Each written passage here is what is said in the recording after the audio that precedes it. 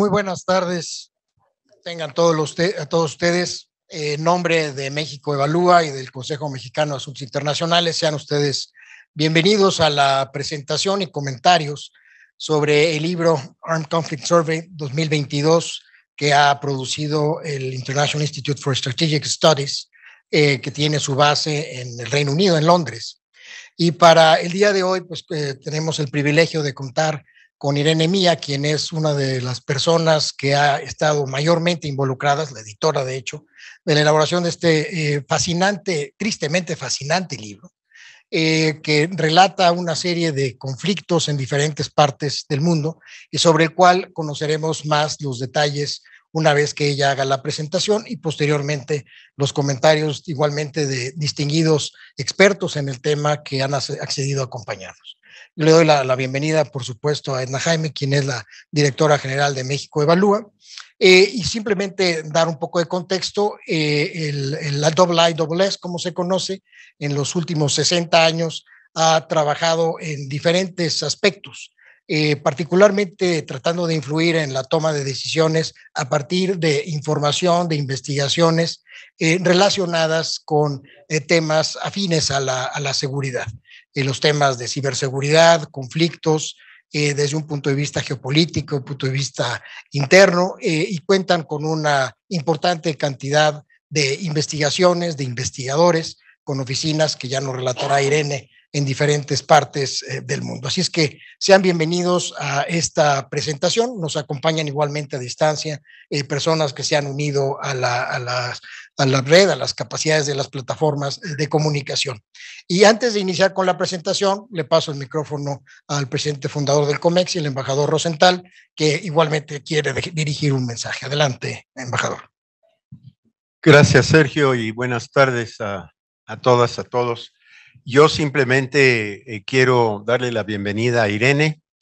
Yo soy miembro del consejo de este instituto en Londres, y el día que tuvimos nuestra última reunión en noviembre en Londres, Irene dijo, oye, ¿por qué no presentamos el survey en México?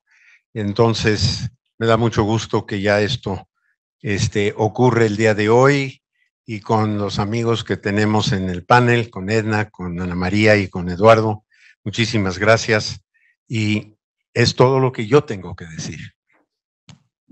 Muchas gracias, Andrés. Para presentar el contenido del libro, pues tomará la palabra Irene Mía, quien tiene una maestría de estudios latinoamericanos del Instituto de Estudios Latinoamericanos de la Universidad de Londres y un doctorado en Derecho Internacional Económico y Comercial de la Universidad Bocconi, que se encuentra en Italia, en Milán, tengo entendido. Ella es Senior Fellow para América Latina en el Instituto Internacional de Estudios Estratégicos y es responsable del programa de investigación sobre seguridad, gobernabilidad, economía y derecho de América Latina.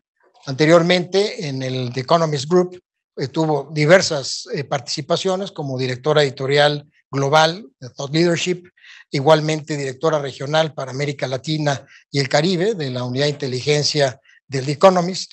Y por supuesto ha participado en muchos otros espacios, como es el caso del Foro Económico Mundial. Así pues, muy bienvenida, Irene, es un privilegio tenerte y nos da mucho gusto que pues, nos puedas hacer esta presentación. Adelante, por favor. Muchas gracias para comenzar a ustedes por acompañarnos. Muchas gracias a Sergio, a Edna y a Andrés, que es nuestro gran amigo del instituto. Entonces, lo que quería hacer es simplemente presentar un poco los hallazgos fundamentales del informe, un poco más globales, y luego enfocarme un poquito sobre América Latina y México, pero claro, aquí tenemos los expertos, así que creo que simplemente es para dar el contexto a la discusión que vamos a tener luego. Entonces, titulé mi presentación Un mundo más o menos conflictivo. Creo que es una pregunta retórica, la respuesta es más conflictiva, pero bueno, vamos a pasar entonces ahí simplemente, como decía, le voy a presentar un poco los hallazgos, diría las tendencias globales del panorama de conflicto a nivel mundial, y también presentándole un poco ese reporte que justamente es una de las publicaciones emblemáticas anuales del instituto, y luego, como decía, un enfoque sobre América Latina. Entonces, si me pasa la otra. Entonces, como ya comentó Sergio, el IISS, como lo llamamos en inglés, es una autoridad líder mundial en seguridad global, riesgo político y conflicto. Tenemos la oficina central en Londres, pero también tenemos oficinas regionales en Berlín, en Washington, en Singapur y Manama. Todavía no la tenemos en México, ojalá un día. Sería estupendo. El Armed Conflict Survey es una publicación, como decía, una de las publicaciones emblemáticas del instituto, es anual. La serie ha comenzado en 2015 y desde entonces hemos estado monitoreando y analizando el panorama de conflictos globales. La idea es realmente de proporcionar nuestra audiencia de expertos profesionales y tomadores de decisiones con una evaluación estratégica de los factores, causas de conflicto a nivel nacional, regional y mundial. Y también nos interesa mucho anticipar un poco las tendencias de conflicto, entonces las áreas de riesgo políticos y los posibles hotspots también que están emergiendo en el mundo. Lo que quería también destacar es que nuestro filtro para entender el conflicto en el mundo es un filtro doble.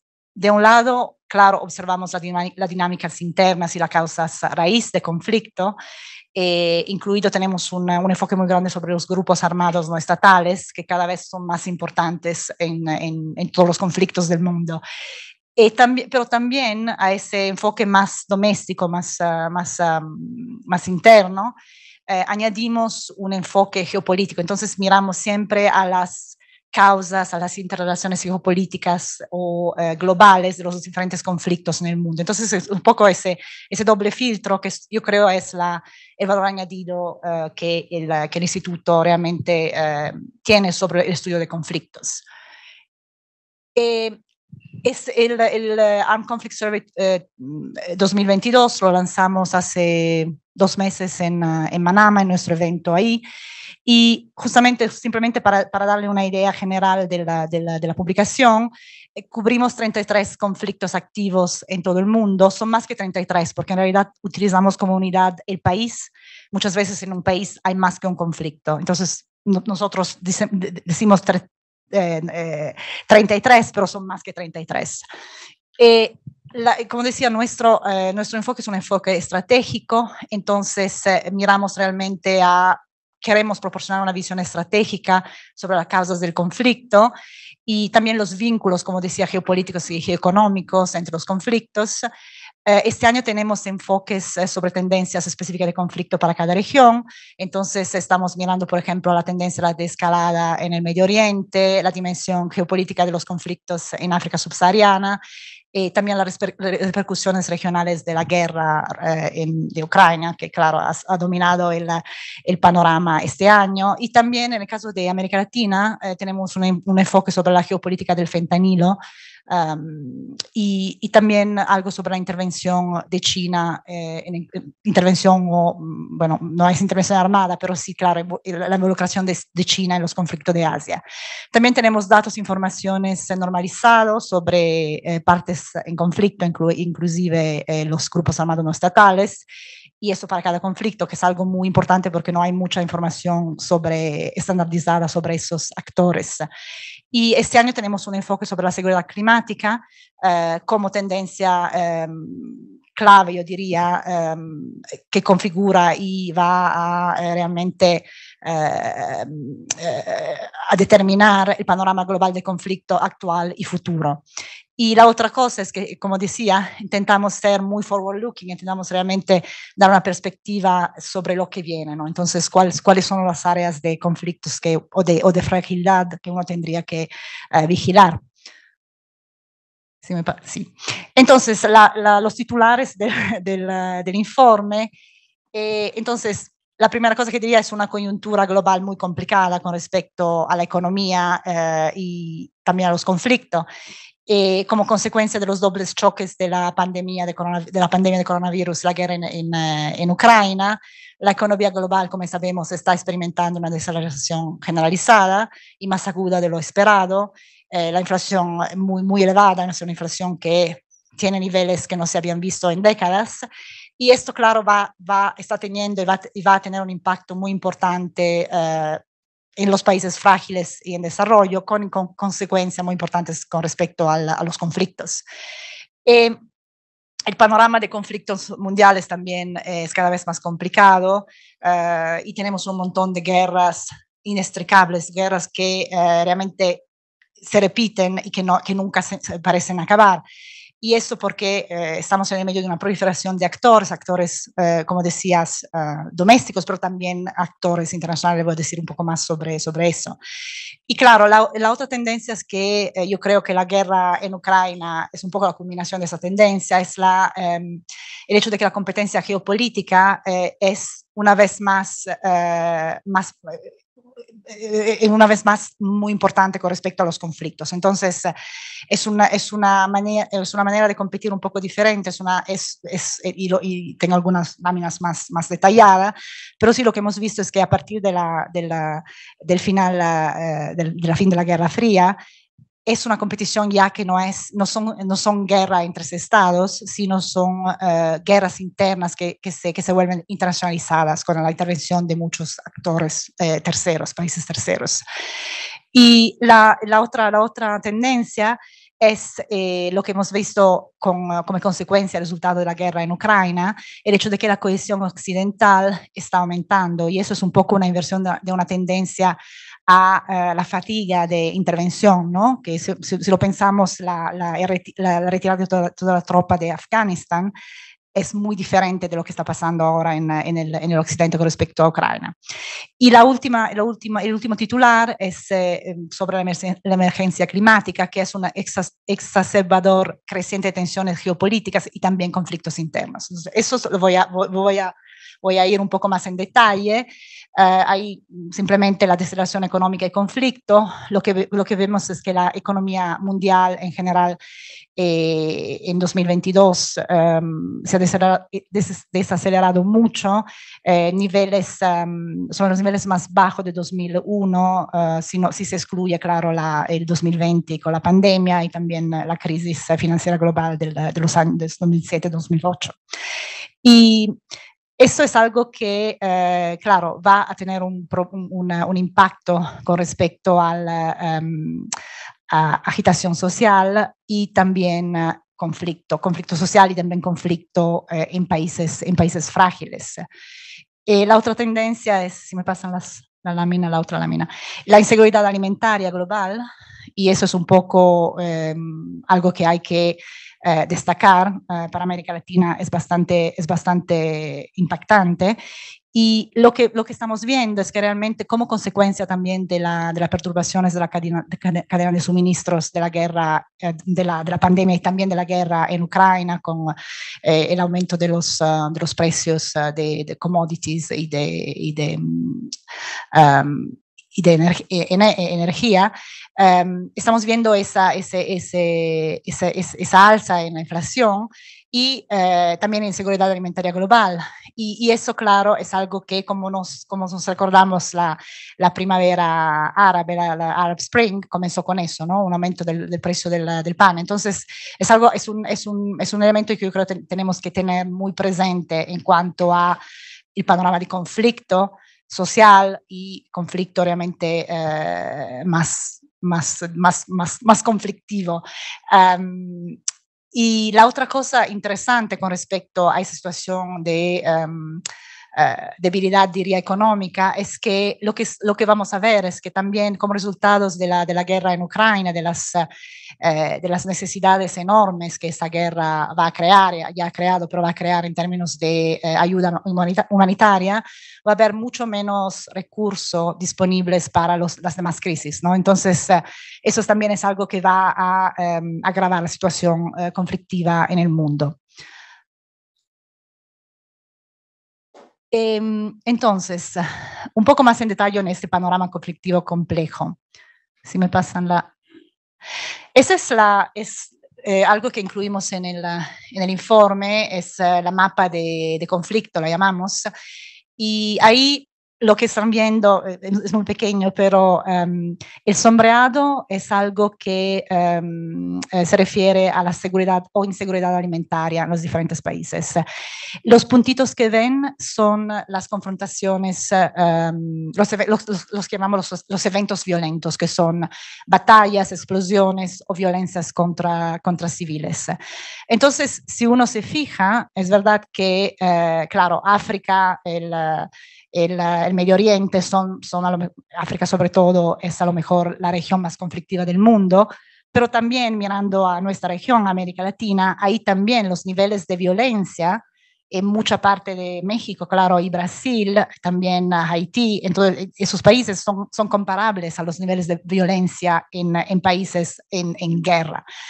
Y simplemente quería decir algo, quería destacar algo de nuestro concepto de conflicto. Nosotros tenemos, es decir, incluimos un conflicto como conflicto en el libro cuando hay tres criterios. Uno es la intensidad de las confrontaciones, dos es la frecuencia de las confrontaciones, y la tercera cosa es la organización de las partes. Eso nos permite de incluir conflictos que no son conflictos clásicos, como en el caso de América Latina. Para nosotros no es importante que haya motivaciones, por ejemplo, ideológicas o políticas de un conflicto. Y por eso nuestro informe realmente abarca todo tipo de conflicto en el mundo, y por eso yo creo que es interesante. Si me pasan la otra lámina. Algunos elementos sobre el panorama de conflictos, que es bastante interesante. A mi pregunta retórica, si es un mundo más o menos conflictivo, es un mundo más conflictivo. Los conflictos armados alcanzaron su punto máximo a nivel mundial en 2017. Lo que es interesante también que en los últimos 20 años la mayoría de los conflictos son conflictos internos. Y también en los últimos 10 años lo que realmente ha aumentado mucho son las guerras civiles con intervención de países terceros. Eso en los últimos 10 años ha triplicado. Entonces, lo que decía de la competencia geopolíticas realmente en alza. La otra cosa es los conflictos, son conflictos muy prolongados y casi imposibles de resolver. Y eso porque hay muchas razones. Yo diría que la razón más importante es que a partir de la fin de la Guerra Fría, la mayoría de los conflictos no terminan con una solución militar. Entonces son conflictos que a lo mejor terminan con un programa de pacificación, y son conflictos que tienen una tendencia a repetirse. Si miramos a los conflictos en los últimos 20 años, la mayoría de los nuevos conflictos son conflictos que se repiten, son conflictos que ya vienen de conflictos que se habían acabado más o menos, y son también conflictos motivados por las mismas razones de los conflictos originales. Entonces, eso es algo que es importante decir, porque es muy difícil ahora, realmente lo que estamos viendo, es muy difícil resolver los conflictos de una vez. Y eso creo que también nos sugiere que habría realmente que un poco reconfigurar esos programas de pacificación, de construcción y intervención en los conflictos, porque realmente la trayectoria de los conflictos no es más simple como era antes, no hay un conflicto y post-conflicto, ahora hay más bien un continuum de conflicto, lo que es muy peligroso, es muy difícil. Si me pasan la otra. Sí, eso simplemente quería mostrarle también eso sería la duración promedio de los conflictos. Si se fijan, en 1990 la duración promedio era de 16 años. El año pasado, en 2020-2021, la duración es de 30 años. Entonces, realmente es algo que es muy importante, es muy interesante. También si miramos a los conflictos aquí en la región, por ejemplo, si miramos a Colombia, Colombia es un conflicto que sigue de los años 50 y ha evolucionado en el tiempo, ¿no? Ha habido un programa, una pacificación con los acuerdos de paz de 2016, pero el conflicto ya se ha vuelto diferente. Ahora es más un conflicto con elementos más de crimen organizado, pero sigue conflicto. Entonces, son cosas que realmente hacen muy difícil resolver un conflicto, lo que no es muy alentador y no es muy optimista, pero es la realidad de momento. La otra cosa que quería destacar es la creciente importancia de los grupos armados no estatales. Ahí estamos incluyendo todos los grupos armados, entonces puede ser Hezbollah, grupos terroristas, pero también los grupos criminales, por ejemplo, aquí en América Latina. Lo que yo creo es muy impactante son algunos números del Comité Internacional de la Cruz Roja, gracias. Sí, según las estimaciones de la ICRC, hay algo como 600 grupos armados no estatales, ahí es otras estimaciones de otra organización, y también hay como 100 millones de personas que viven bajo la gobernanza de grupos armados no estatales. Y eso también es algo que nos hace pensar que hay que a lo mejor encontrar maneras de no diría cooperar, pero sí hay que encontrar maneras para poder de una forma hablar con esos grupos. En muchos casos, claro, hay que ver los grupos también, ¿no? Pero es algo que realmente cambia mucho la estructura y la manera de mirar a los conflictos en el mundo. Si me pasan la otra. Y la otra. Entonces, eso simplemente para reiterar lo que decía de la competencia geopolítica, eso es algo para África subsahariana, que da una idea de lo que estaba comentando antes. Esa tendencia que hemos visto en los últimos 20 años a una intervención geopolítica distinta, es decir, más intervención en conflictos internos. La África subsahariana es uno de los casos más notable, pero también, si me pasan la otra lámina, sí, bueno, tengo otra del Medio Oriente, pero eso también quería destacar. Lo interesante también de lo que está pasando en los últimos años, relacionado también con lo que decía de la fatiga de intervención del Occidente, es que ha habido y hay la intervención de un mayor número de potencias geopolíticas y cada vez más diversas. Muchas de esas potencias también son potencias que no son democracia, ¿no? Entonces eso crea problemas también en ese sentido y también la resolución de los conflictos. Esa lámina es interesante porque nos muestra la intervención en 2011 y la intervención en 2020 y 2021. Entonces, si se fijan en las potencias que intervenían en 2011, eran los sospechosos habituales, ¿no? Entonces, Estados Unidos, OTAN, la Francia, la Inglaterra.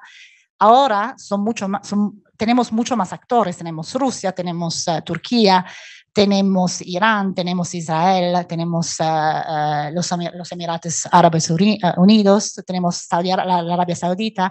Entonces es algo que complica mucho también porque de una forma esos países no solamente intervienen en guerra y claro, intervienen también para poder, tienen su agenda estratégica, una agenda estratégica que muchas veces es distinta de la agenda del Occidente. Y eso no solamente intervienen en la guerra, sino ya intervienen en la pacificación, en los mecanismos de pacificación, tienen mecanismos distintos de los mecanismos clásicos de Naciones Unidas, o utilizan o manipulan esos mecanismos, como por ejemplo, como hizo Rusia muchos años con respecto a Siria, protegiendo en el Consejo de Seguridad con su veto, protegiendo al régimen de Assad cuando estaba utilizando armas químicas. Entonces, eso también cambia mucho la manera de resolver los conflictos. Y eso es lo que le decía otro ejemplo, ¿no? de cómo es muy complicado, porque si miramos al Medio Oriente, esa lámina es interesante porque es un poco no solamente los países que intervienen, sino la indicación de su proxies, porque muchas veces intervienen apoyando a un grupo armado no estatales particulares. Entonces, esa combinación de niveles internos y niveles geopolíticos. Sí, gracias, mejor. Sí, gracias. Sí, aquí, ¿no? Sí. Sí, entonces simplemente todas esas láminas de todas formas las vamos a compartir, pero sí es interesante, ¿no? Es otro, ¿puedo también pasar las? No, no creo que. Entonces me pueden pasar la otra. Es otro ejemplo simplemente de esa tendencia. Eso serían las exportaciones de armas de China a Asia. Y eso es interesante porque China todavía no interviene en conflictos, interviene de una forma distinta, que es más con armas. Y si se fijan, la exportación más grande de armas son a Pakistán, que es uno de los países más importantes para China en términos de Belt and Road Initiative. Si me pasan la otra lámina. Eso, el otro elemento de la guerra en Ucrania, lo que hemos visto es realmente esa inversión a la tendencia de falta de cohesión y falta de y fatiga de intervención, ¿no? Lo que hemos visto con la guerra en Ucrania es realmente que el Occidente ya se ha vuelto otra vez mucho más estratégico y mucho más ha sido capaz de adoptar un enfoque y una estrategia común. Hay que ver si eso se va a extender a otros conflictos o no, pero de todas formas es una tendencia que yo creo va a tener un impacto sobre los demás conflictos. Es decir, en términos de más intervención o menos intervención. Entonces es interesante, vamos a ver cómo va a evolucionar esa tendencia. Muy rápidamente, cambio climático y conflictos, simplemente para decirle que, claro, existe una correlación significativa entre estados frágiles afectados por conflictos y países y regiones más vulnerables al cambio climático.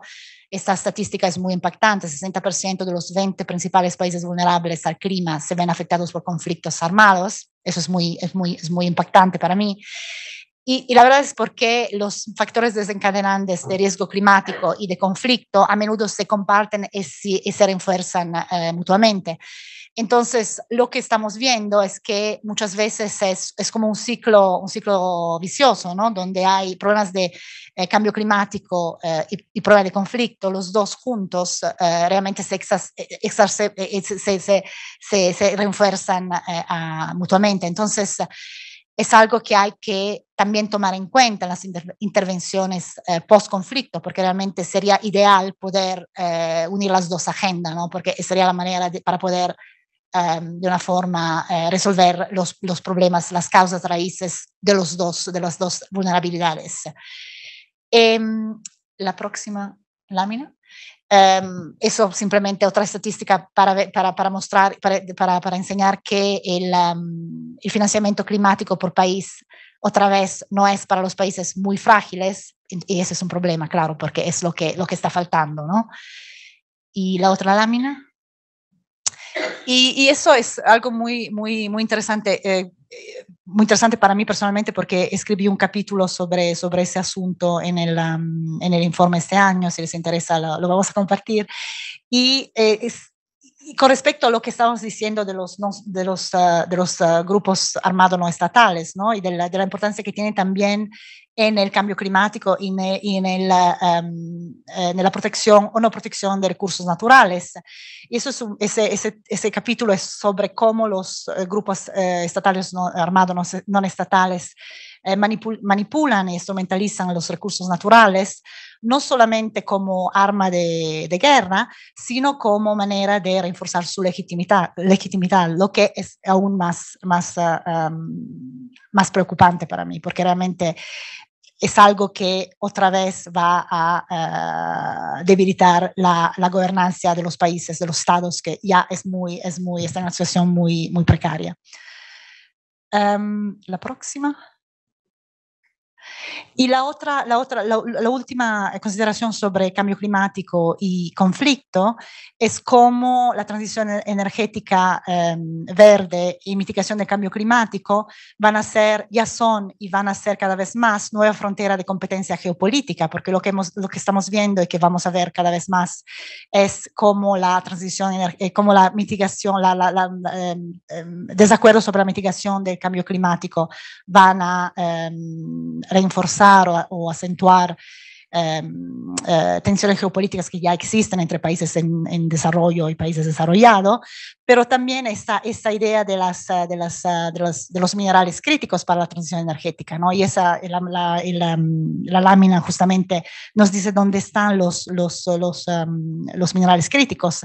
Y eso yo creo que sí va a ser la nueva frontera de competición geopolítica, pero también para conflictos internos, porque si se fijan, la mayoría de los minerales críticos están en países frágiles. Entonces, eso, claro, puede ser una oportunidad para desarrollo, pero sabemos también que en el contexto de estados frágiles muchas veces no es una oportunidad para desarrollo, es una oportunidad para guerra. Entonces, algo otra vez para vigilar y tener en cuenta. Muy rápidamente, algunas consideraciones sobre América Latina, y luego le voy a dejar la palabra a los expertos. Esa es una lámina una gráfica de nuestra parte sobre América Latina, y nosotros incluimos como conflicto de momento en el libro México, Honduras, El Salvador, Haití, Colombia y Brasil. Eso no quiere decir que no hay elementos de violencia en muchos otros países. De hecho, claro, por ejemplo, Venezuela es una situación sobre todo la frontera entre Colombia y Venezuela. También estamos monitoreando Ecuador, otros países en la región, pero de momento los únicos países que como decían, cumplen con esos criterios nuestros son esos. Y si me pasa la otra lámina. Bueno, como sabemos, en el caso de América Latina es un tipo de conflicto un poco distinto, ¿no? Es una mezcla entre crimen organizado y violencia política. Lo que hemos visto en muchos muy tristemente, sobre todo durante la pandemia, es que estos grupos armados criminales han no solamente cada vez más se vuelven, diría yo, actores políticos, como quieren infiltrarse a la política, quieren ser parte de las decisiones, pero sino también en muchos países han desarrollado su gobernanza criminales o híbrida. Y lo que vemos es que en muchas partes de la región esos grupos son los grupos que son estados en el estado, ¿verdad? Entonces es algo que ha estado pasando durante muchos años, lo hemos visto yo creo muy claramente durante la pandemia. Me impactó mucho, por ejemplo, ver en Brasil que en el comienzo de la pandemia el ministro de Salud escribió un artículo diciendo que los grupos armados o los comandos brasileños tenían que estar involucrado en la distribución de medicamentos y todo eso. Entonces eso es bastante impactante, ¿no? Porque quiere decir que realmente tenemos un Estado dentro del Estado, diferentes niveles de gobernanza en un país. Y el otro elemento bueno, no, si me pasa la otra lámina. Simplemente quería mostrar esa lámina de los muertos por muertes relacionadas con hechos violentos de conflictos armados. Esos son los países que incluimos en el informe. Entonces tenemos países en guerra, realmente. Y si se fijan en el número de muertos relacionados a eventos violentos de Brasil o de México, están ahí, ¿no? Son muy altos. Entonces es algo que bastante impactante, otra vez, cuando estamos hablando de países que no son en guerra, ¿no? Entonces... si me pasa la otra lámina rápido. Eso quería también mostrarle. Es un indicador que desarrollamos para el informe. Es un indicador que mide un poco la importancia, lo que llamamos la importancia global, la significancia global de los conflictos. Entonces ahí estamos midiendo tres elementos distintos. Uno es el impacto humano de los conflictos, la frecuencia o impacto o intensidad de conflictos, y también el impacto geopolíticos. Entonces hay diferentes, yo creo que es importante decir que hay diferentes elementos de importancia global. Claro, la parte geopolítica es importante, pero también el impacto humano es importante, no solamente por razones morales, sino porque crea instabilidad, tensiones entre países. Y entonces lo que quería destacar es que, claro, América Latina no tiene una importancia a lo mejor geopolítica como otras partes del mundo, porque no hay conflictos interestados aquí en la región. Pero sí, si nos fijamos en el impacto humano, en la intensidad de conflicto, sí es muy alta. Y a eso uno tiene que añadir que también la importancia geopolítica de la región como conflicto, yo creo que está aumentando, porque si una de las cosas que hemos estado monitoreando durante los años es la internalización de los grupos armados y de los grupos criminales en la región. Estamos viendo, bueno, también durante la pandemia, lo que vimos realmente es que esos grupos han sido mucho más, a lo mejor, competentes de los negocios legítimos a diversificar su cadena de suministro, sus mercados. Y hemos visto cosas tendencias muy interesantes, ¿no? No solamente grupos criminales en México expandiéndose en Colombia, en otros países, sino los brasileños, por ejemplo, que han pasado de simplemente controlar y vender droga en el mercado interno a exportar droga a Europa, a África, a Asia también. Y es interesante, por ejemplo, no sé si se acuerdan, fue el año pasado que arrestaron uno de los líderes de uno de los del primer comando de la capital, que es uno de los grupos criminales brasileños, lo arrestaron en Mozambique. Entonces, realmente son ya yo creo que eso va a aumentar también la importancia geopolítica de los conflictos en la región en ese sentido. También el otro elemento de geopolítico, yo creo, es el fentanilo, y creo que vamos a hablar de eso con nuestros expertos. Es interesante porque el fentanilo hay ese triángulo geopolítico, ¿no? Estados Unidos, México y China, que es de donde llega ahora los precursores. Y entonces es interesante porque lo que estamos viendo es que el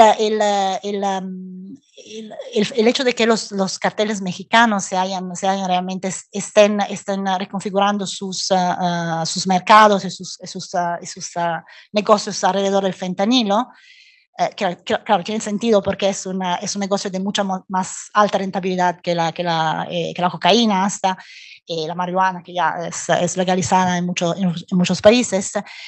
Pero también lo que va, la consecuencia es que, si me pasa la otra lámina, es que también lo que puede pasar es que Estados Unidos se tenga que enfocarse más sobre fentanilo y menos sobre cocaína. Entonces, como una reconfiguración también de la política de droga y antinarcótico, el hecho de que de una forma tendremos una situación de Estados Unidos en México de una parte, y como los países de Colombia, Brasil y de América del Sur, a lo mejor un poco abandonado por Estados Unidos, lo que puede ser también una oportunidad, porque puede ser una manera para realmente intentar desarrollar otras estrategias alternativas a la mano dura, ¿no? Y que es algo que está buscando el presidente de Colombia. Y quién sabe, es claro que las estrategias que tenemos ahora ya no han fracasado, entonces puede ser una manera es interesante porque cuando uno se fija en el impacto, ¿no? en la región, pero también en todo el mundo. Y el otro elemento es la parte de China, es el otro lado del triángulo. De una forma, también las tensiones que hay hoy en día entre Estados Unidos y China nos hacen pensar que ya no vamos a progresar mucho en ese sentido. Entonces, simplemente algo para dejar para conversación luego. Y si me pasa la última. Sí, entonces también el hecho de la inseguridad climática, que es algo que hay que destacar para la región. Hay simplemente algunos números. Ese es el índice de Notre Dame, de la Universidad de Notre Dame, sobre la Climate Change Vulnerability Index. Entonces, lo que es importante destacar también es que América Latina y sobre todo América Central es muy vulnerable al cambio climático, y sobre todo si miramos al triángulo norte de Centroamérica y Haití, lo que decía antes, la vulnerabilidad al cambio climático se cruza con conflicto y estados frágiles, y esa es la receta para desastre realmente, y en términos de aumento de inestabilidad regional y global también.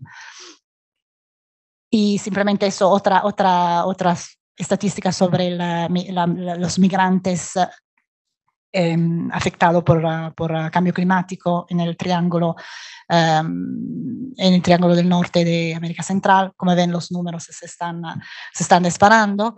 Y se me pasa la otra.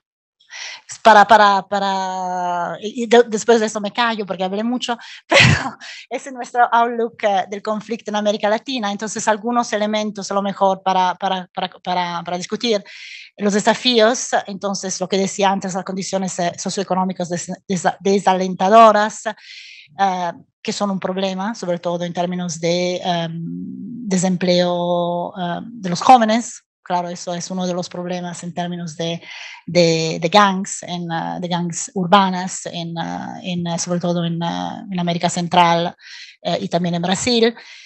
También ese elemento que hemos destacado, la disminución de la legitimidad del gobierno en medio de una creciente polarización. De una parte tenemos estados más frágiles, más polarizados, y de otro tenemos un creciente papel quasi estatal de los grupos criminales, y eso yo creo que es uno de los elementos más problemáticos. Y también lo que nos esperamos es que la optimización y reconfiguración de los negocios de los grupos criminales impulsarán la contestación y la violencia en torno a las rutas de tráfico de droga, entonces incluidos los puertos, y eso lo hemos visto, por ejemplo, en Argentina, donde los grupos brasileños ya están utilizando mucho los puertos de Argentina, y también otros mercados, otros países, como por ejemplo Costa Rica y Panamá, que eran países que hasta muy recientemente no estaban muy afectados por la violencia de droga.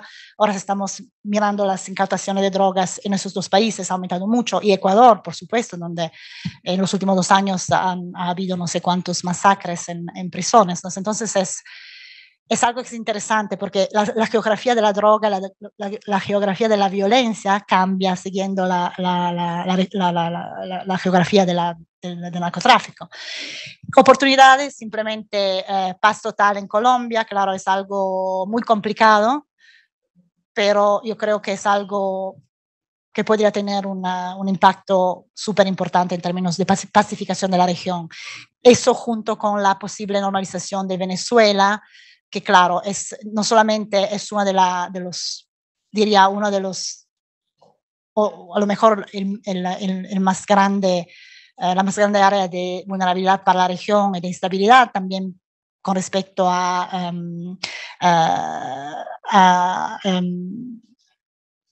¿cómo se dice? La competencia entre potencias, ¿no? Porque claro, Rusia, China y Irán también, todo entran por Venezuela de una forma, todos los problemas de influencias geopolíticas, pero sino también para Colombia, claro, Venezuela está protegiendo muchas veces muchos de los grupos armados en Colombia.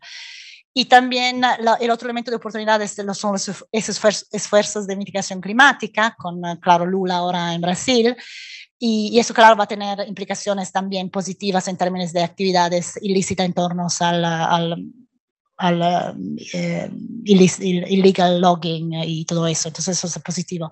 Y también a lo mejor un nuevo enfoque antinarcótico en alternativa a la guerra contra el narcotráfico. Y con eso ya creo que hablé mucho, menos mal no tengo reloj, así que no sé. Y ese es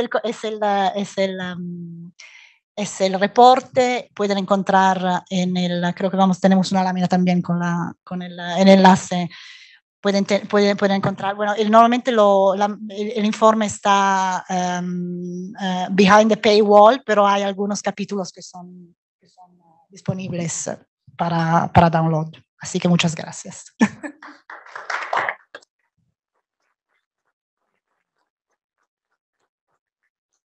Edna, por favor. Pues muchísimas.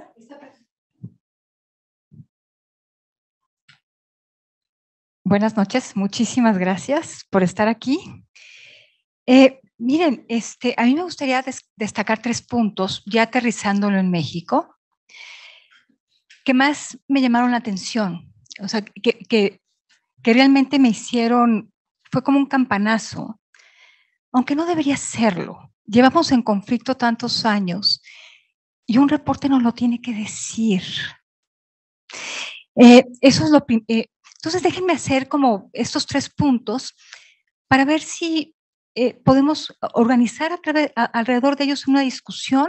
Yo estoy segura que ustedes traen reflexiones sobre un estudio tan amplio que rebasa México, pero permítanme hacer estos 3 puntos sobre el país. El primero, como les decía, es el reconocimiento de que México es una nación en conflicto. El punto es que ya no podemos minimizar el hecho en sí mismo. Vivimos un conflicto armado, prolongado, violento y con repercusiones negativas directas e indirectas para millones de personas, dentro y fuera de México. El segundo aspecto al destacar es que las dinámicas globales y regionales que entran en juego en cada conflicto descrito en el Atlas. Y pensé en México. En México, lo sabemos, no solemos o no suele ser un país que demuestre mucha curiosidad por entender mejor al mundo. Aunque claro, nos gusta exigirle al mundo que nos entienda a nosotros. Precisamente por eso pensamos que en México como una isla que provoca y convive con sus propios problemas a su manera. Por ejemplo, pensemos en cómo entendemos la violencia criminal que nos afecta. Estamos acostumbrados a decir que es producto de una mala estrategia del gobierno, de la pobreza, de la desigualdad, de la corrupción de nuestros políticos o la demanda de droga de Estados Unidos. Pero el Atlas de conflictos armados nos ofrece una ventana al mundo que es indispensable para enriquecer y profundizar nuestro análisis. Al leerlo, uno entiende que los conflictos se explican por la suma interacción de factores, tendencias, decisiones e influencias domésticas, regionales y mundiales. Esta aportación me parece que este ángulo me parece que debemos de tenerlo cuando queremos entender lo que nos pasa. Esa mirada geopolítica aporta muchísimo a nuestra forma de entender la violencia que nos aqueja. Por ejemplo, ya lo decía Mía, el estudio habla con detalle del rol de China en la cadena productiva del fentanilo, que tiene impacto en la violencia en México y desde luego en la política estadounidense, la interna como exterior. También habla de las implicaciones del conflicto centroamericano, de la situación difícil que se vive en Venezuela, como fuerzas que debemos considerar en nuestro análisis. Finalmente, como tercer punto, me gustaría mucho que en nuestra discusión podamos no solo analizar el presente, sino lo que viene. Y me parece esto una aportación muy sustantiva del estudio, ver las tendencias. El panorama que presenta el documento para la región latinoamericana y para México en particular no es halagador. Se habla de tendencias que parecen estar solidificadas, aun si se cambiara la estrategia del Estado mexicano para controlar la violencia y la criminalidad. Y pensé que si hay algo peor que un Estado incompetente, es un Estado impotente.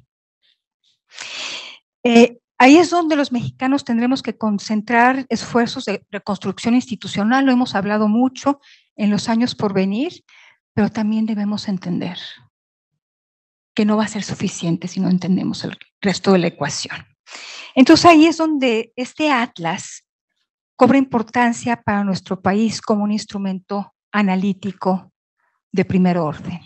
Entonces, yo celebro mucho, Mía, que exista este tipo de análisis, de estudio, porque es lo que nos va a permitir entender los problemas y plantear soluciones. Entonces, te felicito mucho. Le regreso el micrófono a Sergio para que pues modere esta mesa con nuestros 2 invitados. Muchísimas gracias. Gracias, Sergio. Bien, nos acompañan Ana María Salazar y Eduardo Guerrero, quienes son especialistas en los temas de seguridad. Permítanme hacer una brevísima presentación de ellos. Ana María es abogada graduada por la Universidad de California en Berkeley, así como también por la Facultad de Derecho en Harvard. Actualmente es directora ejecutiva de Grupo Salazar, que es una empresa de consultoría internacional, y ha tenido cargos muy importantes y muy relacionados con el tema que estamos tratando el día de hoy en los Estados Unidos, en donde fue subsecretaria adjunta de Defensa para Política y Apoyo de Antidrogas del Departamento de Defensa, como mencioné, en los Estados Unidos, así como también asistente especial de la Oficina de Asuntos Internacionales de Narcóticos y Aplicación de la Ley del Departamento de Estado. Ha participado en el desarrollo de un programa integrado de formación y ayuda técnica en materia de lucha contra estupefacientes para México, países de América Central y en general América Latina. Y como sabemos, pues es una colaboradora asidua, analista en diferentes medios de comunicación electrónicos y escritos. Y Ana María, muchísimas gracias por estar el día de hoy con nosotros, así como también Eduardo Guerrero, quien es experto en temas de seguridad, transparencia y acceso a la información, con una formación en licenciatura, maestría y doctorado, respectivamente en el Colegio de México, la Universidad de Delaware y la Universidad de Chicago. El socio fundador de Elantia Consultores, en donde pues colabora o desarrolla diagnósticos en materia de seguridad, entre otros. Y algo que me pareció muy interesante es que él dirige una revista electrónica sobre transparencia y privacidad, la revista mexicana de acceso a la información y protección de datos del IFAI. Eduardo igualmente participa en diferentes medios de comunicación como analista, ha trabajado en el gobierno federal, en el centro de lo que era entonces el Centro de Investigación y Seguridad Nacional, el CISEN, y posteriormente en la Comisión Nacional de Seguridad, de manera que ha tenido a su cargo pues la formulación de políticas públicas, de evaluación de las mismas, etcétera. Entonces, muchísimas gracias, Ana María, Eduardo, y pues nos gustaría conocer, como bien mencionaba Edna, sus comentarios, sus puntos reflexivos acerca de esta extraordinaria evaluación anual que hace el IISS. Le doy la palabra a Ana María, si te parece, empezamos contigo, después contigo, Eduardo. Muchas gracias y de veras les agradezco la oportunidad de estar aquí, comentar sobre este documento, porque en verdad los que nos toca hacer análisis con cierta frecuencia, y en el caso mío tengo un programa de televisión que se llama Gabinete de Seguridad, en donde nos dedicamos a los temas de seguridad. Estos tipos de documentos nos ayudan a ver y tener una perspectiva más amplia de qué están pasando con los conflictos fuera de México, porque a veces siento, Eduardo me ha acompañado mucho en varios de mis espacios, que a veces estamos tan enfocados en la realidad mexicana que no estamos viendo y tratando de entender lo que está pasando en el exterior y el impacto que podría tener en los conflictos que se está viviendo en México. Por ejemplo, este documento, y se los agradezco enormemente que lo estén haciendo, nos recuerda de nuevo la vinculación que hay entre el cambio climático y conflictos. Y esto se vuelve muy importante porque yo fui una de las personas que hace 15 años todavía insistíamos de que el cambio climático no debería de incluirse dentro de estos espacios o dentro del análisis de seguridad nacional. Y lo admito y lo digo como parte de ese grupo que existía hace 15, 20 años, en donde veíamos el cambio climático como un tema que se podría resolver dentro del ámbito tradicional que tienen todos los estados para resolver problemas, cómo resuelve la pobreza, cómo resuelves los temas de educación. O sea, todavía había un espacio hace 15 años, 20 años, en donde insistíamos en que había que tener políticas públicas, pero dejarlo fuera de esta caja de seguridad nacional por lo que implicaba. Obviamente esa equivocación o ese posicionamiento que teníamos estaba muy relacionado a la información que teníamos en ese momento. Yo tengo programas de televisión que hice hace 15 años en donde los analistas nos aseguraban que el impacto del cambio climático lo sentirían nuestros nietos, ¿sí? Nuestros bisnietos, o sea, no era un impacto a corto plazo. Afortunadamente para todos, esta nueva visión del cambio climático ya se ha ido incorporando a documentos que salen del Pentágono, documentos que salen de la mayoría de los países de la Unión Europea, en donde hacen un vínculo directo al impacto del cambio climático, a la seguridad nacional y a la seguridad global. simple y llanamente en gran parte, por los conflictos, por lo menos a corto plazo, que está surgiendo, y luego ya a mediano, esperemos que no a largo plazo, el impacto que va a tener en la misma existencia de los humanos en el planeta. Entonces, este documento lo que hace, y de veras yo creo que sí nos toca a los analistas de seguridad de nuevo retomar esa visión, porque lo que toca ahora es del dicho al hecho. Sabemos que el cambio climático está produciendo conflictos alrededor del mundo.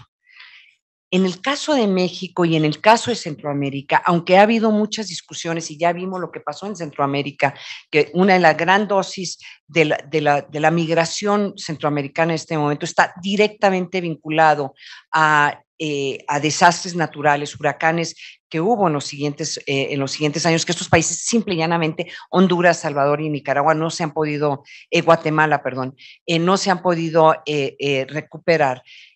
Siento que no hemos hecho ese segundo ejercicio, Eduardo, en donde empezamos a ver el cambio climático y empezar a vincularlos a los conflictos en México y empezar a ir anticipando esos conflictos. ¿Por qué?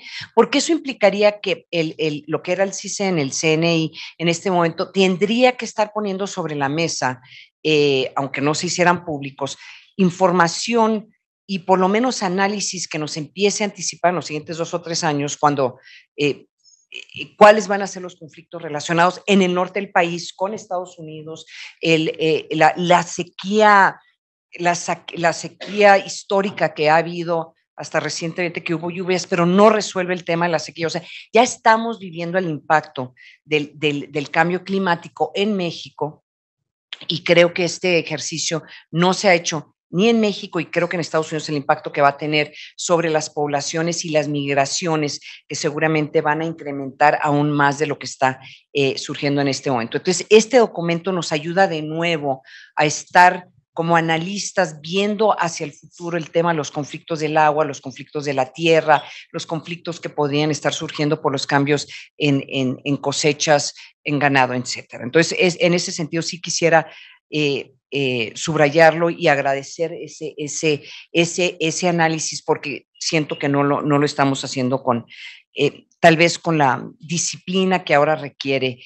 Y de la misma forma que estamos hablando de los otros conflictos en México, que desafortunadamente casi lo que se está viviendo, lo que se vivió en Culiacán hace 1 semana y media, o sea, es poder visualizar lo que representa este conflicto y lo que representa que una de estas organizaciones que sabemos que existen esta capacidad de control territorial y esta capacidad bélica, todos tenemos conocimientos, pero tal vez no se hizo tan pública y tan real hasta que vimos el número de muertos, que creo que hay números, es un número que no está reflejando algunos actores y tal vez sabremos en unas semanas en verdad cuánta gente murió, pero sobre todo lo que representó para el Estado el hacer esa incursión en números de efectivos que murieron y sobre todo el impacto en la población, que es como esta idea de que se puede ir acostumbrando a vivir con estos grupos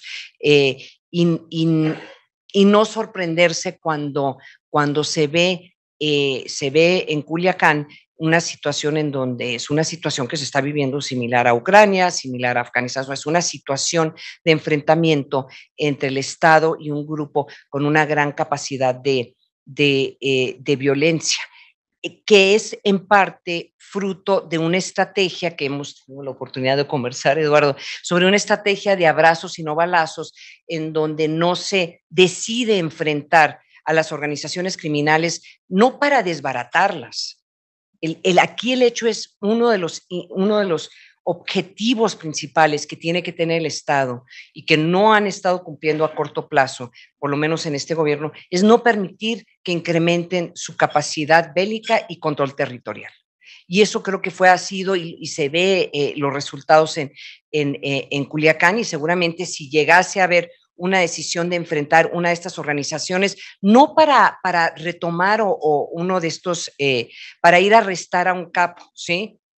Sino simple y llanamente la pregunta tiene que ser si se debe o se debe permitir que un ente o una organización no estatal que ejerce tanta violencia y tanta violencia sobre la población debe de controlar ciudades. O sea, más allá de ir a arrestar a Ovidio, o algún individuo, debe el Estado permitir, por no tener los enfrentamientos y para mantener, como le quieran llamar, Pax Narca o lo que quieran, debe de permitir que poblaciones enteras estén bajo la tutela o el mando de estos grupos, y yo creo que es el gran debate, en qué momento se tienen que tomar los pasos necesarios, porque si no fuera por Ovidio o la decisión de arrestar o detener a Ovidio Guzmán, pues simple y llanamente se seguiría fortaleciendo estas organizaciones, particularmente ante lo que se considera por muchos de los analistas, y yo me considero en eso, el gran reto a la democracia mexicana es el papel que están jugando estas organizaciones, y ni siquiera quiero llamarlos ya de narcotráfico, sino organizaciones criminales con gran capacidad bélica y accesos a armas, el papel que están jugando en las elecciones y ya más y más el control político en partes del país. Entonces, quiero dejar esas ideas porque en cierta forma yo creo que lo que sí quisiera señalar tal vez del documento, y también hemos tenido la oportunidad de conversar sobre esto entre muchos de nosotros, en qué momento estas organizaciones, aunque se han beneficiado grandemente del tráfico, en este caso algunos sobre el tráfico del fentanilo, hay un problema inherente con estas organizaciones, que el momento que ellos llegan a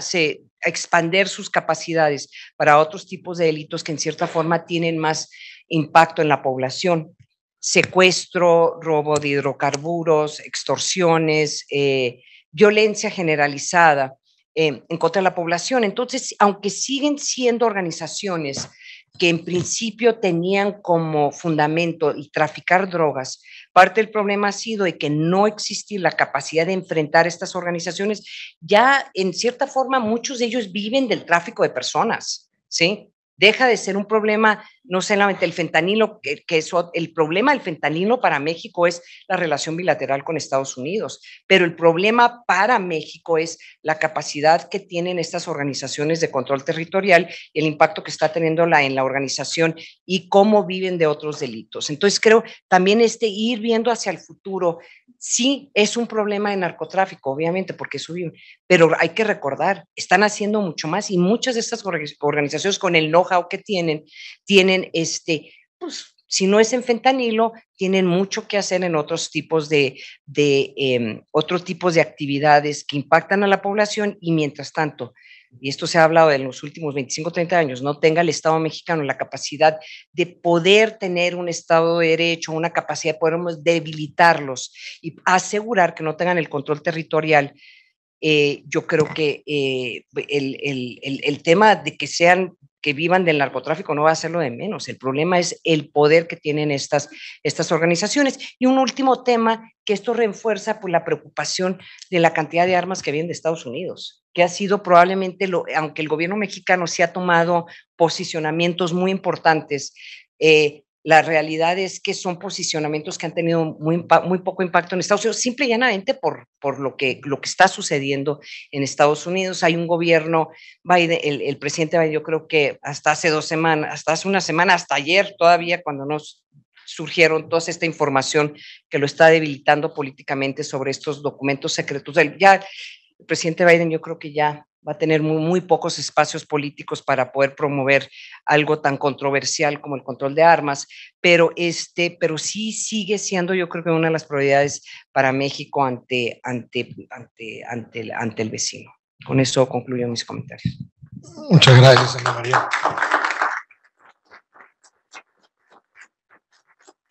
Eduardo, adelante, por favor. Gracias, Sergio. Un gustazo estar aquí. Gracias por invitarme. Mía, qué gusto, Irene, conocerte.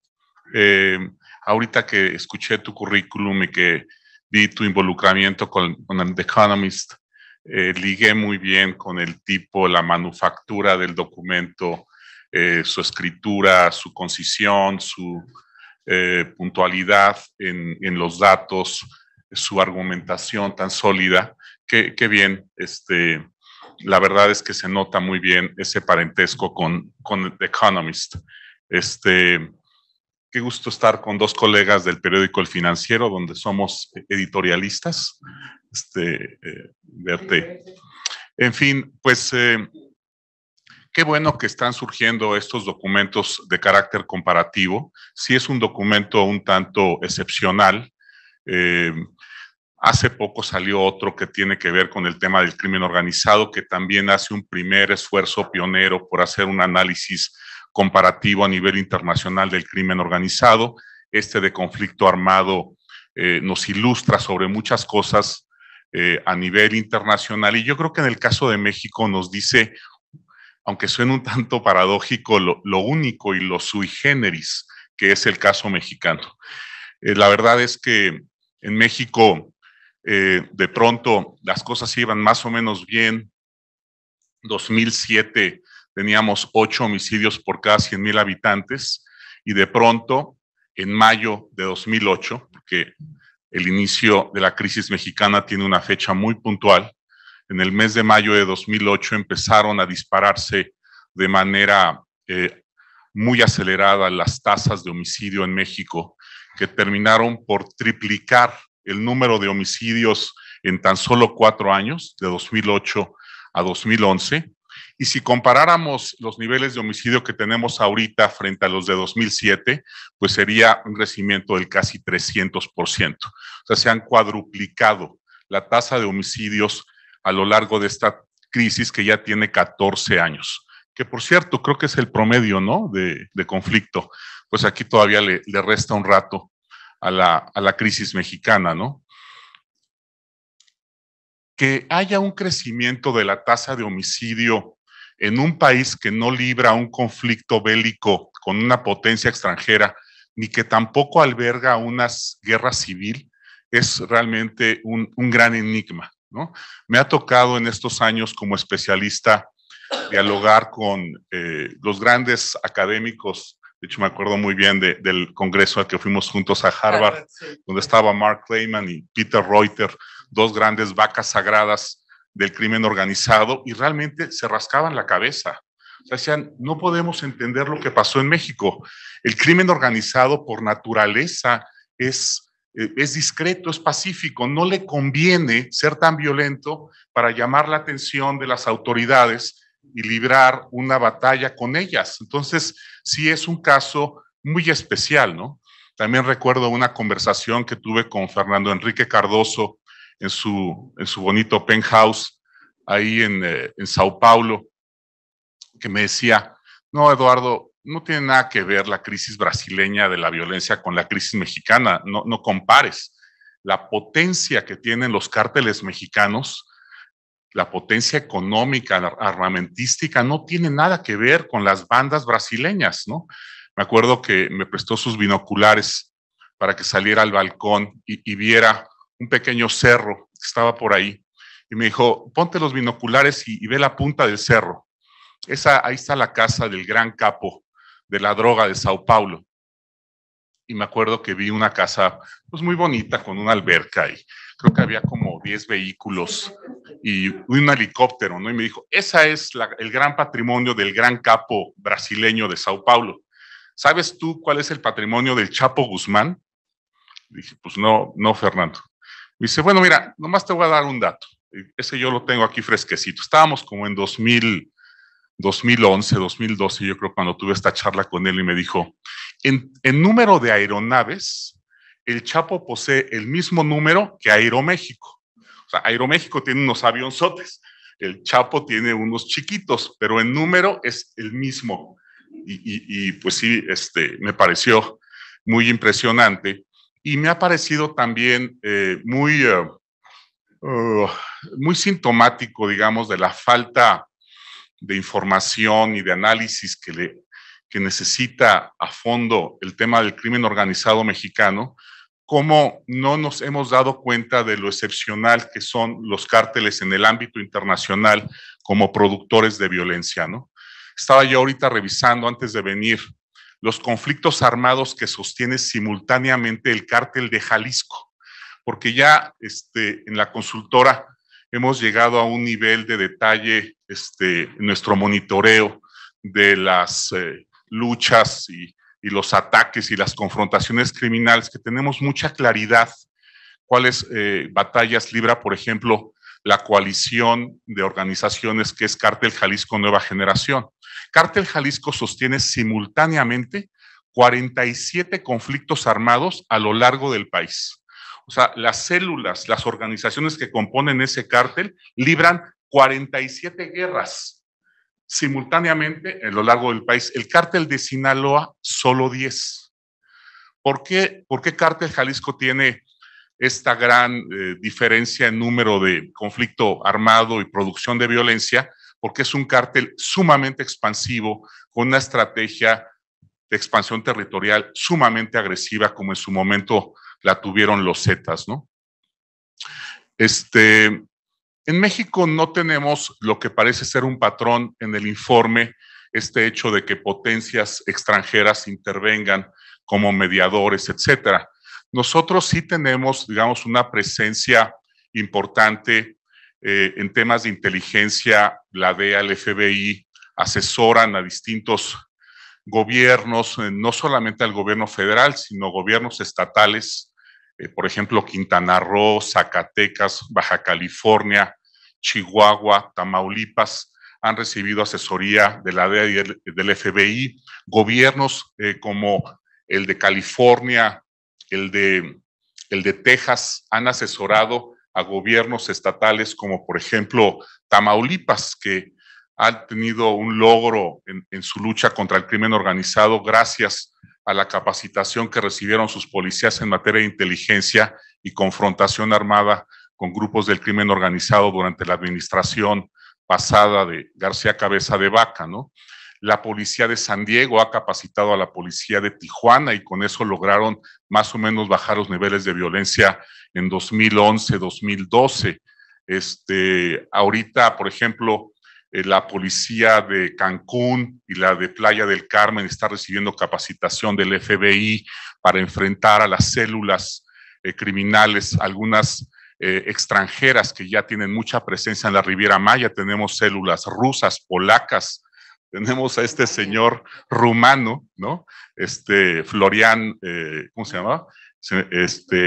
El tiburón famoso que ya está en la cárcel y que se dedicaba solamente, tenía un negocio en los cajeros ahí de la Riviera Maya, donde vaciaba las cuentas de los turistas y hacían un negocio que ascendió a miles, literalmente miles de millones de dólares. Esto me lo comentó el fiscal de Quintana Roo.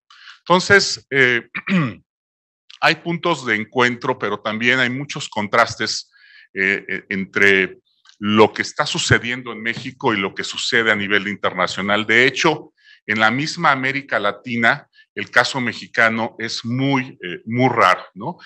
Ahorita he platicado con algunos amigos ecuatorianos, se apunta muy bien en el informe, la crisis ecuatoriana de crimen organizado está evolucionando en algunos aspectos similar a la del caso mexicano. En Centroamérica, pues lo que encontramos son la crisis, por ejemplo, en El Salvador con las pandillas violentas, extorsionadoras, pero que todavía están muy lejos de tener la capacidad de violencia de las mexicanas. Brasil, pues ya les conté lo que me comentó en aquel momento Fernando Enrique. Colombia, pues ya está en otro estadio, ¿no? Colombia ya logró construir una institución como la Policía Nacional, que tiene una división especial para combate al crimen organizado, y la verdad es que ya han hecho grandes avances en ese rubro, ¿no? Voy a ver mis notas. Algo de lo que me enteré hace poco que me llamó la atención es que tenemos ahorita con el tema migratorio esta presión que hubo de Estados Unidos de que detengamos el flujo centroamericano para que no lleguen a la frontera norte. Se ha generado un mercado muy grande, sobre todo en Chiapas, de redes de tráfico y trata de personas.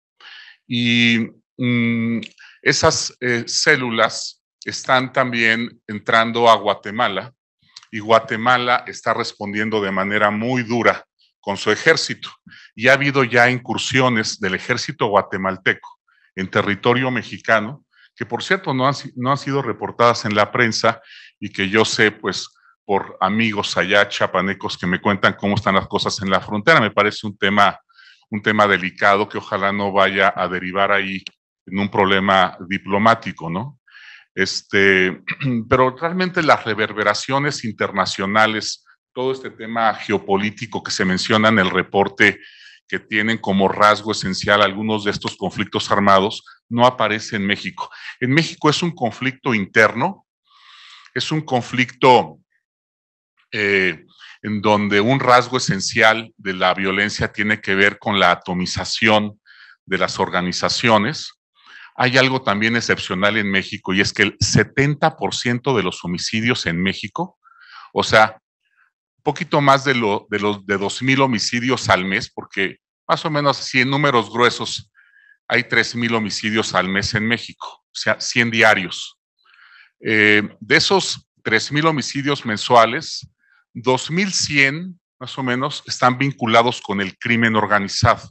Esto es algo también extraordinario, que tal cantidad de homicidios deriven o tengan el modus, presenten los rasgos del modus operandi de las organizaciones criminales para matar, etcétera.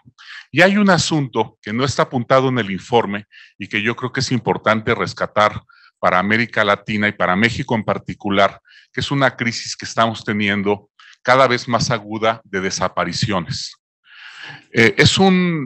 Sin duda es gente que están en su mayoría asesinando.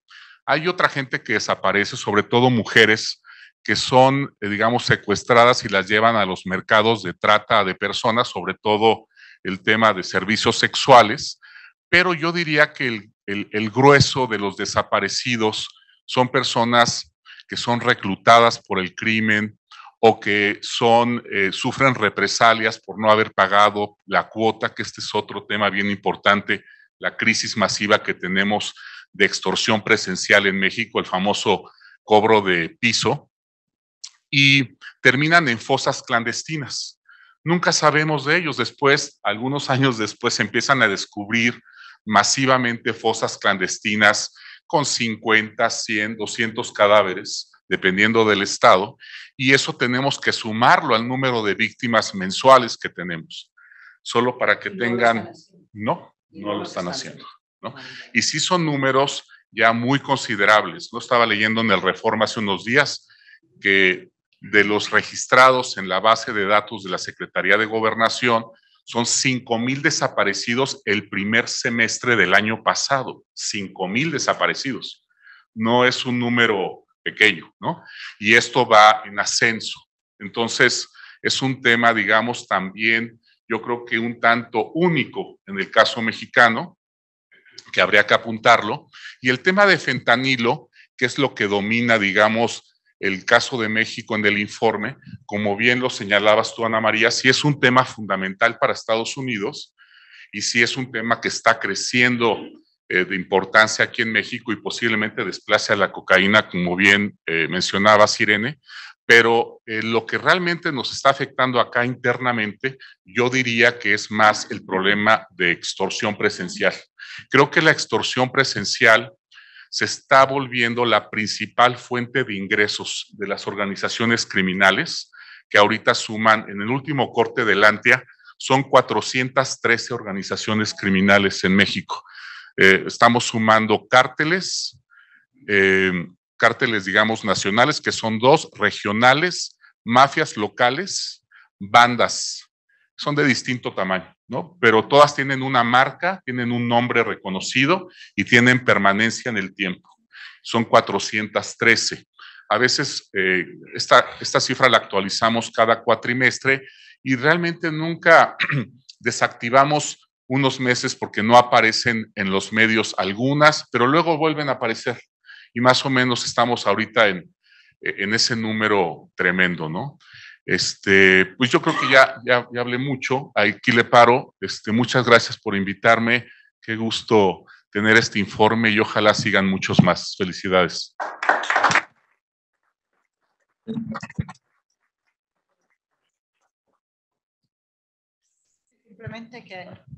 Simplemente muchas gracias por todas esas informaciones. Y sí, es el tema de desaparecidos, no lo tratamos un poco para El Salvador, porque es algo que está bastante, bueno, también por el hecho de las estadísticas, que no, creo que lo que decías, que México es lo mismo, ¿no? Que no están incluidos en las estadísticas. Pero sí, no, muchas gracias. Esas son informaciones excelentes para el informe del año que viene. Y gracias también, Ana María, realmente para enfocarte un poco más sobre ese asunto del cambio climático y conflicto, porque yo creo que eso definitivamente va a ser una de las tendencias principales. Y sí, el caso de México seguramente es muy distinto también en la región. Pero sí, lo que estamos viendo es creo que ahora el presidente Cardoso, si viera los números de los grupos brasileños, creo que cambiaría de opinión un poquito, ¿no? Porque realmente se han expandido mucho. Y no, muchas gracias. Creo que ha sido súper interesante. Gracias otra vez por la oportunidad de presentar el informe aquí en México. Yo quisiera plantear algunos temas, o quizá no sé, son preguntas, pero hace algunos años para México no era importante el consumo de marihuana, después lo fue. Para México no era importante el consumo de cocaína y ahora ya lo es. Y pareciera que el problema del fentanilo es un problema de Estados Unidos.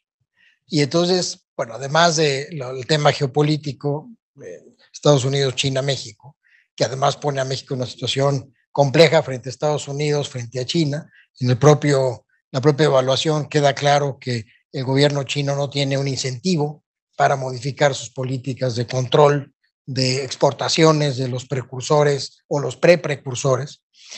¿Hasta dónde podría ser para México un peligro el consumo del fentanilo? Es decir, en donde si ya se produce aquí, pues se pueda comercializar igualmente aquí. Entonces ya el problema ya no es nada más, como lo vemos ahorita, los pobres de los Estados Unidos que se les mueren miles al año, al mes, en fin, sino también puede ser un problema de México, por un lado.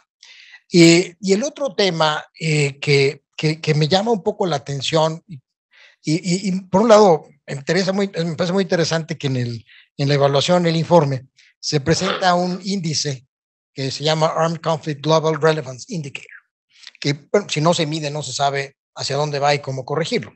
Pero como me parece que no se mide, o al menos no lo entendí, el impacto que tienen las organizaciones transnacionales mexicanas a nivel internacional. Entonces, como que pasa que pues, el impacto de América Latina pues, es bajo, sobre todo comparado con los enormes conflictos que tenemos. Por ende, las organizaciones de América Latina tienen poco impacto. Sin embargo, pues basta ver los programas de televisión, basta viajar a Europa y pues te dicen, pues es que esto lo controla el cártel de Sinaloa de México y te lo dicen en París y pues vas al norte de África, pues el tráfico entre el norte de África y España lo controlan este tipo de organizaciones. Ya el impacto es muy distinto, ¿no? Entonces hay ahí un tema. Y un tercer tema, tiene que ver el tema con el cambio climático, es, digamos, sí estamos, me parece, muy prontos a tener un problema si no lo sabemos manejar bien, diplomático con Estados Unidos, con el tema del agua. Por un lado, tenemos una sequía que en este momento, de acuerdo con el índice de sequía de América del Norte, que es un índice colegiadamente desarrollado entre los tres países, Estados Unidos, Canadá y México, pues estamos en uno de los momentos más severos y sabemos que se tienen problemas serios en la cuenca del río Colorado, que impacta naturalmente a nuestros agricultores en Baja California, tal. Pero igualmente lo tenemos en la cuenca del río Bravo, en donde tenemos una disparidad muy clara en términos de la eficiencia del uso del recurso. Y ya vivimos el año pasado problemas donde tuvo que intervenir el ejército mexicano para contener una explosión de violencia de usuarios del agua en Chihuahua. Y ese es un tema que no dudo que lo volvamos a repetir. Entonces me gustaría un poco, quizás son tres temas, pero me gustaría conocer sus puntos de vista sobre esto. Sí.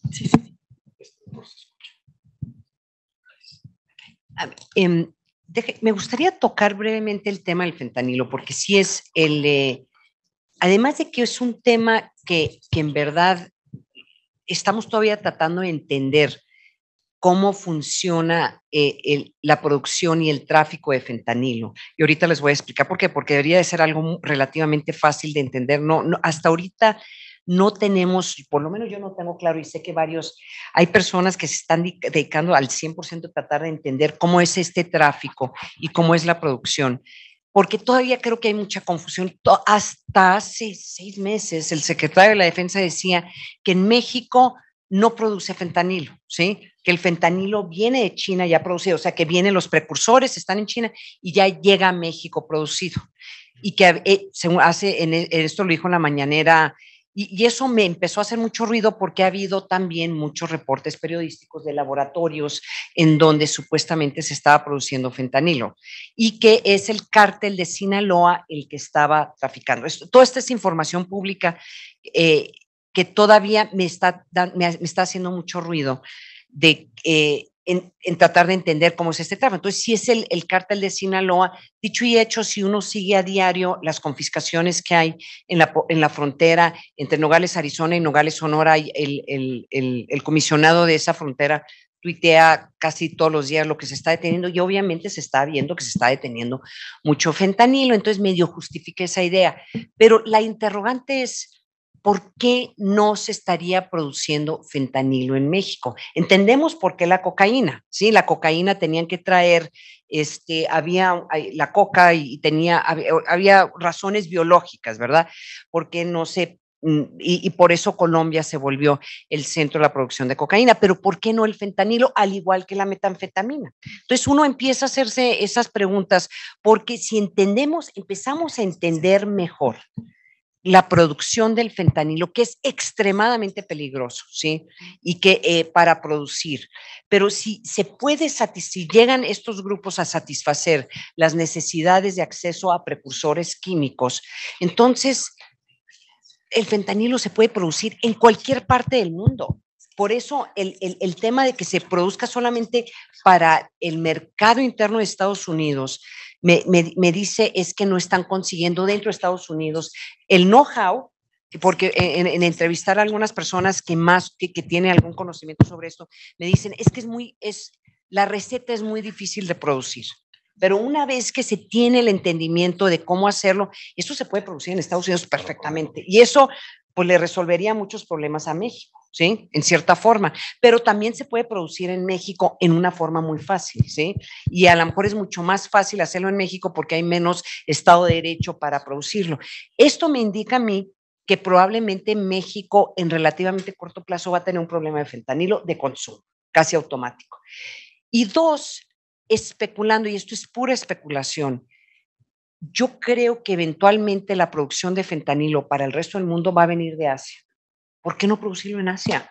Si es ahí donde están los precursores. O sea, lo que va a probablemente ser la fuente de fentanilo para otras partes del mundo podría perfectamente no venir de México por todas las dificultades o de China, podría ser cualquier otro país del mundo. Entonces, les dejo estas especulaciones porque son netamente especulaciones, porque no entendemos al 100% cómo es esta producción, cuánto se está produciendo en México y qué pasaría con el cambio de acceso a precursores en otras partes, porque los precursores también vienen de India. Hubo un analista que me estaba comentando que lo que hizo Ovidio, cuando China se cierra por el COVID-19, adivinen qué fue lo que no se estaba exportando. Precursores, ¿sí?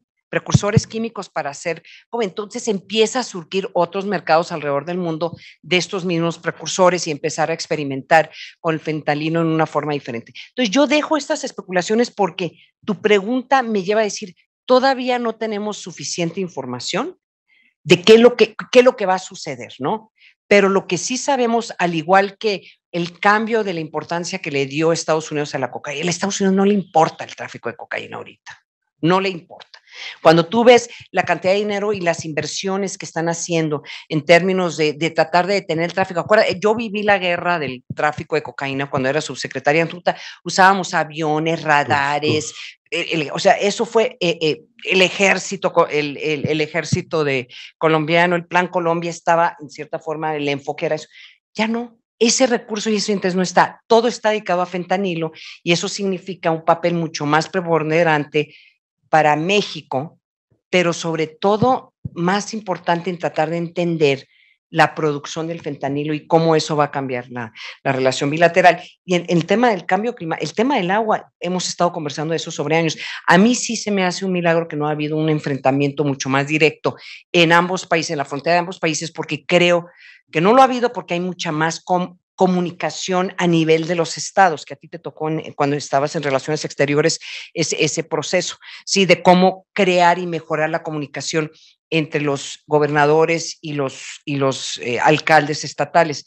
Pero en un momento dado el tema de esa confrontación va a ser muy real y va a ser un tema políticamente muy complicado dentro de Estados Unidos, de cómo mantener una relación con México en donde van a tener que justificar no dejar que llegue el agua del río Colorado al país. Esos serían mis dos comentarios.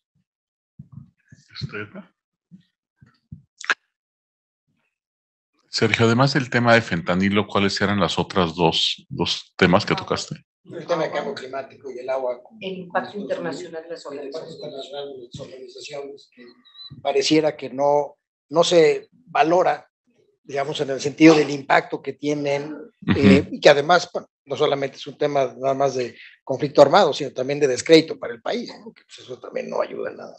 Sí, aunque hay mucha política ficción, como decía un expresidente mexicano, en eso del narcotráfico internacional, de que el cártel de Sinaloa ande ahí en Europa. Yo creo que hay una mezcla de ficción y realidad, ¿no? Como que le exageran un poquito para luego armar las series, ¿no?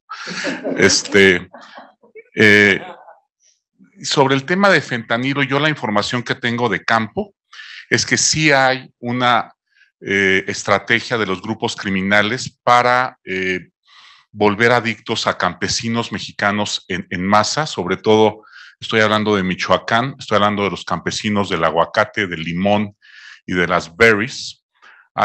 Están muy alertadas las autoridades michoacanas porque los cárteles le están dando a los campesinos piedra. No sé si es un opioide o es una metanfetamina, pero se están volviendo adictos y están encontrando en algunas drogas sintéticas ya fentanilo. Entonces sí, ya efectivamente, como bien indicaba Sergio, sí el fentanilo ya está empezando a consumirse por jóvenes, ¿no? Creo que hay una versión ahí arcoíris, ¿no? Para jóvenes, y está siendo consumida masivamente por campesinos en algunas regiones del país, señaladamente en Michoacán, que es donde yo conozco, digamos, de primera mano el problema, ¿no? Entonces sí, nos puede afectar a nosotros. Desgraciadamente se ha suspendido en México la encuesta de adicciones, ya desde hace varios años no la levantamos y no podemos tener una idea más precisa de cómo ha crecido el consumo de drogas en México. Eso urge, ¿no? En fin, ahí la dejaría. Edna, no sé si tú quisieras. Bueno, para mí un tema importantísimo es la gobernanza, ¿no? Sí. Como saliendo un poco de tus preguntas, Sergio, porque yo no sé si haya otras experiencias, como muy bien Ana María y Eduardo lo describen, es muy particular lo que sucede aquí. O sea, el conflicto mexicano tiene características muy peculiares, pero que sí está erosionando profundamente la gobernanza, o la está transformando, está generando la gobernanza criminal. Y por eso, cuando el Estado pierde esta capacidad básica de ofrecer protección, entonces estamos en otro estadio.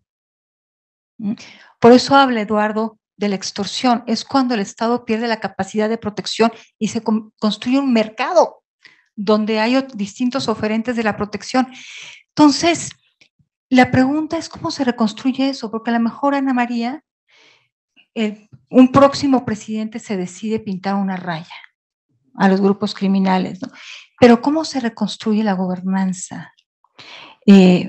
Digamos, la gobernanza democrática, donde las instituciones del Estado recuperen sus funciones, donde el Estado mexicano recupere lo fundamental, la capacidad de ofrecer protección, porque ahí donde la ha perdido, otros la ofrecen, ¿no? Entonces, y cómo esto se convierte en algo que se alimenta a sí mismo y donde la erosión institucional, después de un periodo prolongado, donde el Estado mexicano pierde autoridad y donde es evidente que no puede ofrecer protección, los grupos criminales toman bandas, grupos criminales de alto calibre, ofrecen esa protección. Entonces, sí es un círculo vicioso que en algún punto tiene que revertirse, ¿no?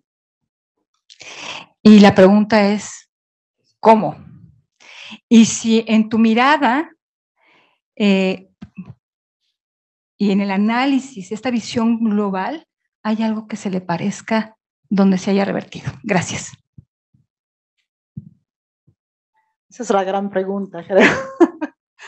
No, la verdad es que también lo que hemos visto, lo que tú justamente decías, para México, pero es algo que hemos visto en todos los países. Es impresionante en los últimos años, y es algo que justamente aquí en México se ve, pero por ejemplo me impactó mucho por ejemplo, cuando miramos las maras, ¿no? En El Salvador y Honduras, que en Honduras la llaman la mara buena porque ya no extorsionan, es decir, ya son la autoridad que puede proteger a los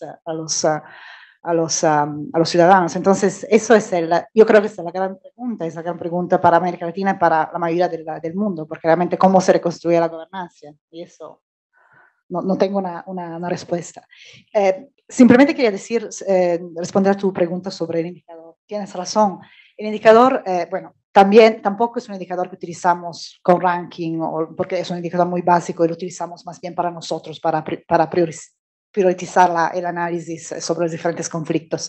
Pero sí, en ese indicador que esa parte geopolítica es muy de conflicto bélico tradicional, ¿no? Entonces miramos, por ejemplo, al número de intervenciones, si hay cuántas resoluciones de las Naciones Unidas, del Consejo de Seguridad sobre la crisis, o también si hay intervenciones multilaterales de pacificación. Entonces, en ese sentido, América Latina no tiene razón. Yo por eso dije que la importancia geopolítica está aumentando por las razones que tú mencionabas, porque claro, esos grupos criminales y esos ya son, es decir, que a lo mejor hay muy política ficción, pero es verdad que lo que hemos visto nosotros es que hay esas interrelaciones entre justamente los grupos aquí, los grupos criminales, la 'ndrangheta en Italia, los grupos en Rumania, la compañía Bell. Entonces, es verdad que es geopolítico, ¿no? Se va a volver geopolítico, porque ya lo es. Tenemos programado terminar a las 8, son 9 para las 8, y creo que hay un par de personas que quisieran hacer algún comentario, pregunta breve, para poder terminar, Carlos, por 3, y terminaríamos. Empezamos por Carlos. Muchísimas gracias, Sergio, por organizar más que interesante seminario. Muchísimas gracias a todos ustedes por sus excelentes explicaciones, y muchas gracias por aumentar mi consternación, preocupación y tristeza.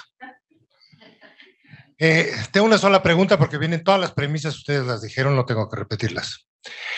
Pero ¿qué tan lejos estamos de que los Estados Unidos pudieran declarar como terroristas estas organizaciones criminales que tienen ese poderío tanto bélico como territorial, y la incapacidad y la indolencia que nos aqueja, pues no nos da una salida?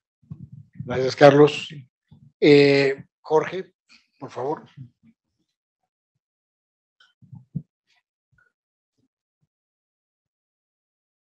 Muchas gracias. Mi pregunta va en el mismo sentido. Si vemos que las organizaciones criminales ya trabajan en un ámbito transnacional, las organizaciones criminales tienen una dimensión internacional, y los grupos armados no estatales también. Entonces, ¿cuál es la interfase? Porque yo creo que plantea una cuestión muy de fondo. ¿Dónde está el ámbito interno y dónde está el ámbito externo en los conflictos? Y la mayoría, en el survey, se muestra que la mayoría de los conflictos son conflictos internos.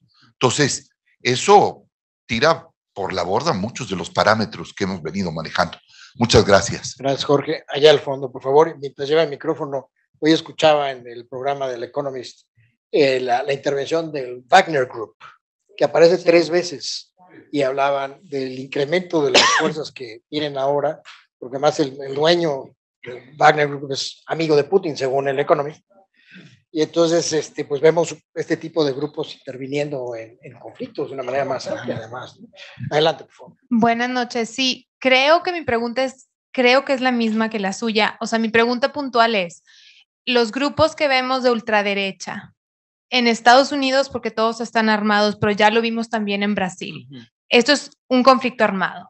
Entonces, yo quisiera saber cómo el instituto está valorando la posible evolución de estos grupos y por qué tenemos un lenguaje distinto para este tipo de grupos que para, digamos, los cárteles de la droga. Gracias. Gracias, María Elena, por favor. Qué buena pregunta.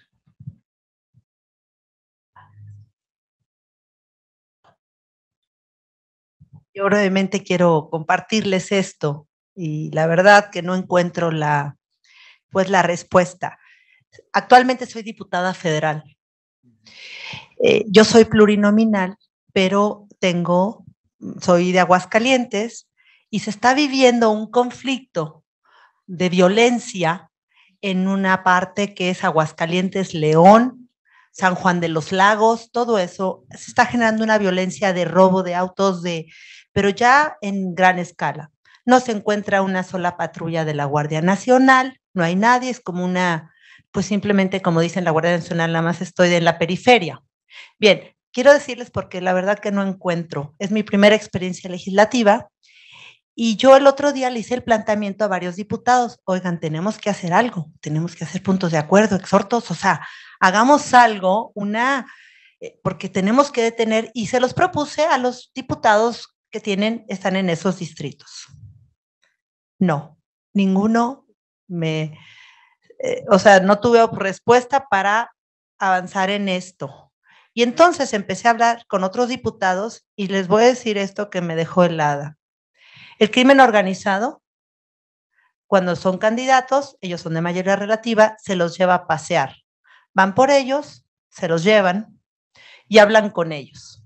Yo te voy a dejar que ganes, no hay problema, pero tú no te vas a meter conmigo. Todos están conscientes, y no hablo solamente del partido en el que estoy, digo, no soy militante, soy de sociedad civil en ese grupo parlamentario, pero al preguntarle a otros diputados, están en las mismas circunstancias. El crimen organizado se los lleva, tú me dejas trabajar. En el tema de la extorsión, lo que decía Edna, con el tema de la gobernanza, a mí me tiene helada. Entonces yo les dije, pero hagamos un frente común todos. No, María Elena, porque saben dónde vivo, dónde me desplazo. Por ejemplo, el crimen organizado los tiene identificados. Esos coches, ellos se pueden desplazar y no les hace nada. Otros que podamos ir con un coche con otras placas de otro estado, sí tenemos peligro. Pero en fin, yo quiero ver qué hacemos. O sea, yo de veras los invito a ellos y les digo, hagamos algo. Claro, yo a veces no les tengo miedo a estas cosas, pero ellos sí. Entonces, el crimen organizado ha ido de alguna manera cooptando. Hablo de legisladores federales. Y verdaderamente están simplemente en una posición de yo no voy a hacer nada. Entonces, nada más les pido a ustedes como una orientación qué hacer ante esta circunstancia que estamos viviendo. Gracias. Una última intervención, por favor.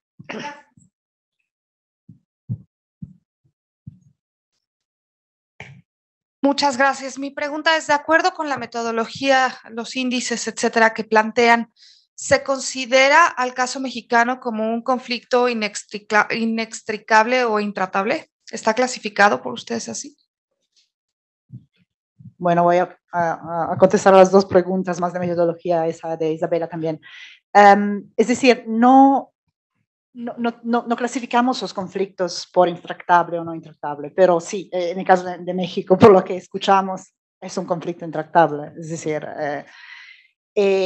tu pregunta, Isabela, sobre cómo clasificamos esos episodios también en Brasil, la ultraderecha. No, es decir, de acuerdo con los criterios de inclusión en el informe, tenemos que, es decir, solamente incluimos los como conflicto donde hay confrontaciones durante 6 meses, 2 veces por semana, y también donde hay grupos organizados. Entonces, por ejemplo, si tomamos el caso de Brasil, seguramente hay esa parte de organización, pero no hay la parte, menos mal, hasta ahora, no hay la parte de frecuencia. Entonces, pero sí, son todas instancias que vigilamos, ¿no? Porque son elementos de riesgo político o inestabilidad.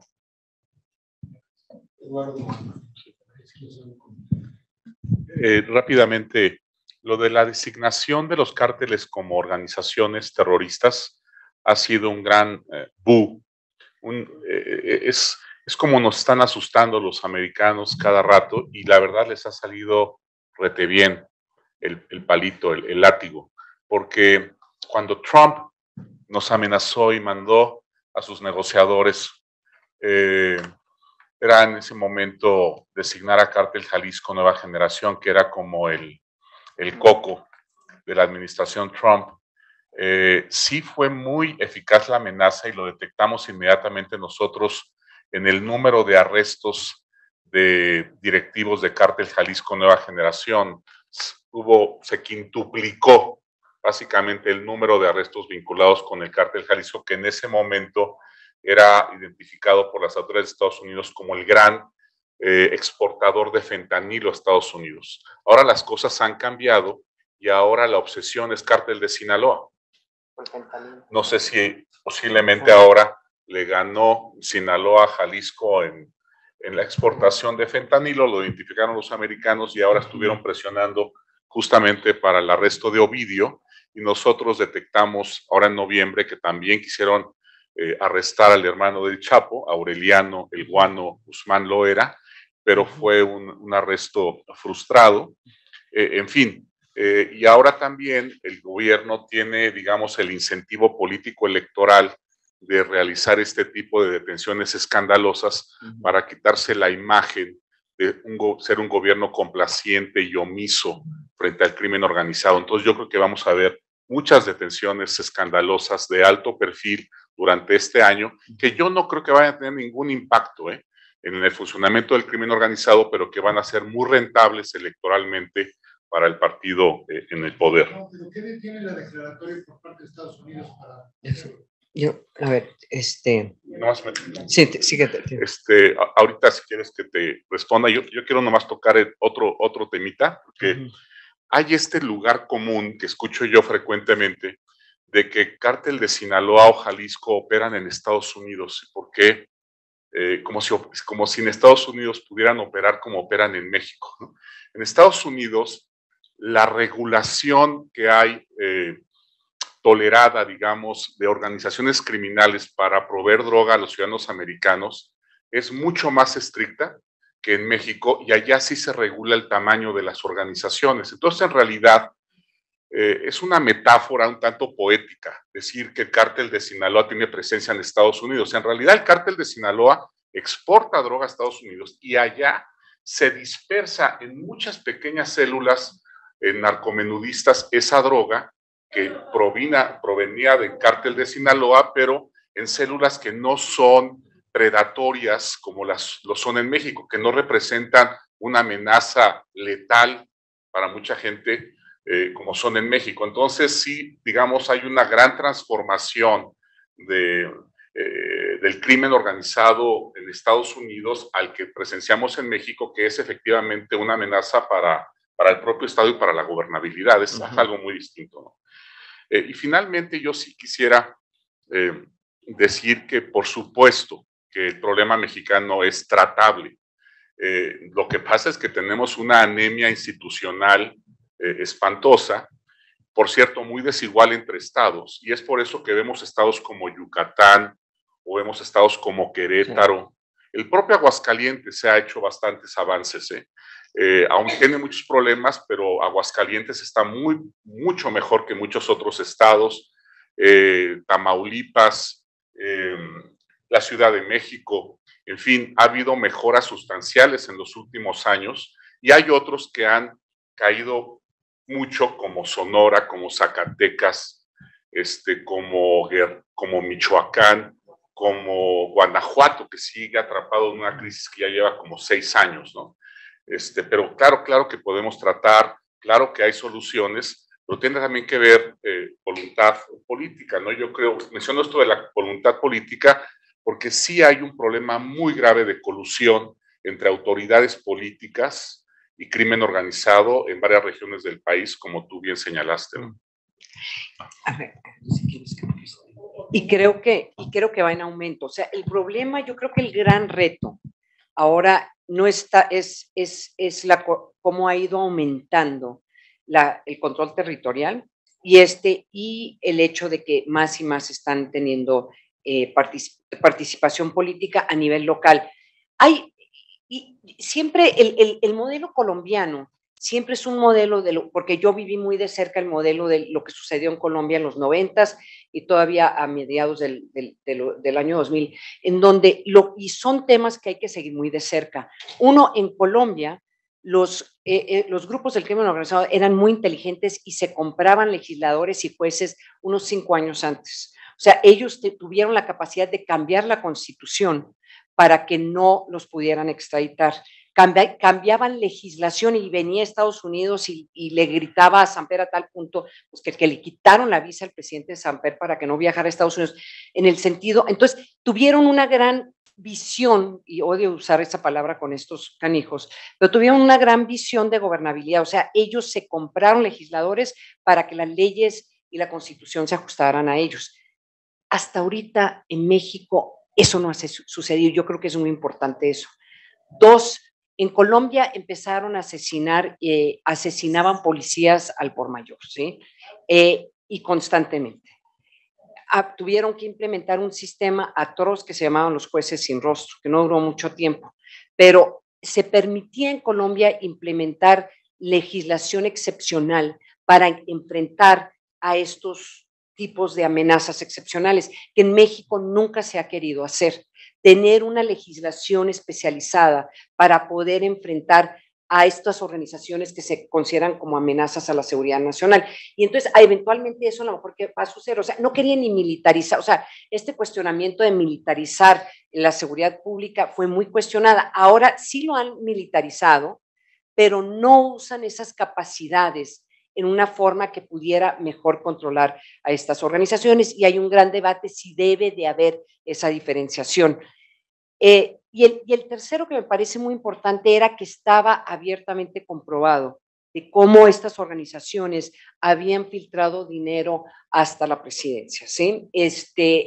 Hubo un secretario de la Defensa, que de hecho vive aquí en México, Botero, después que estuvo en la cárcel se le condenó y pudo, bueno, cuando sale viene a vivir a México, pero por ese vínculo con el cártel de Cali, él se va a la cárcel, secretario de la Defensa, y hubo una condena y muchas presiones en contra del presidente Samper en su momento. Entonces, también está esta dificultades que hay de poder balconear y vincular públicamente a estos funcionarios. Y creo que esa va a ser una parte fundamental en donde se puede establecer, que cuando preguntas qué hacer, se tiene que transparentar esos vínculos. Aunque tenemos indicios bastante claros del presidente en la forma en que se comporta con ciertas organizaciones y su relación con abogados de esas organizaciones y con la mamá y etcétera, tal vez si fuera México cualquier otro país, Estados Unidos ya hubiera echado el manazo, o a lo mejor eventualmente van a dar el manazo.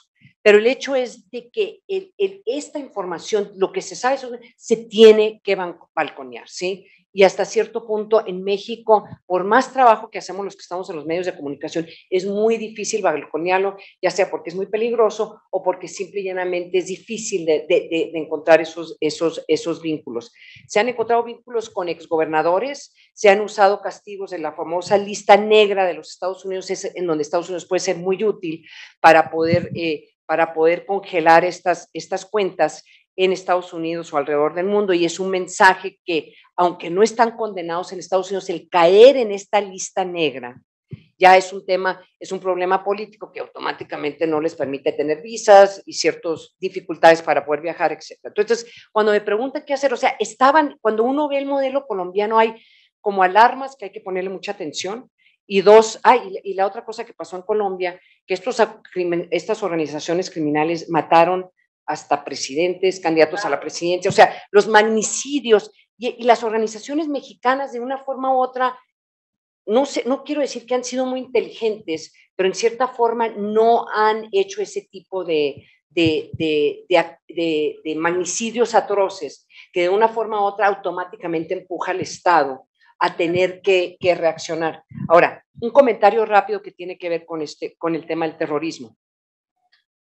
Cada vez que surge una amenaza de que van a clasificar estas organizaciones que son terroristas, generalmente viene del Partido Republicano o presidentes republicanos o legisladores republicanos, como una forma de presionar a los legisladores demócratas o a gobiernos demócratas de que hagan algo y que presionen con México. Y la teoría es de que si los clasificas como organizaciones terroristas, esto abriría la puerta para que Estados Unidos usara mecanismos excepcionales como invadir, invadir al país, ser mucho más, violar la soberanía de México, etcétera. Los grandes enemigos de clasificar estas organizaciones como terroristas, ahí vienen quiénes, la DEA, los militares estadounidenses, cierta forma la CIA y los organismos de inteligencia y el FBI. ¿Por qué? Porque el momento en que tú clasificas una organización como terrorista, se aplica otro tipo de legislación y además tienes que usar tus recursos que deberías de usarlo tal vez en contra los que son los terroristas tradicionales desde la óptica legislativa y constitucional de Estados Unidos, que es Al Qaeda y estos grupos. Ahora, aquí vienen las malas noticias. Si se cree que al no clasificar a estas organizaciones o a estos personajes como terroristas va a detener a Estados Unidos de llevar a cabo un acto de invasión a la soberanía, como agarrar Black Hawks y que lleguen los marines y que agarren a unos, lo pueden hacer cuando quieran.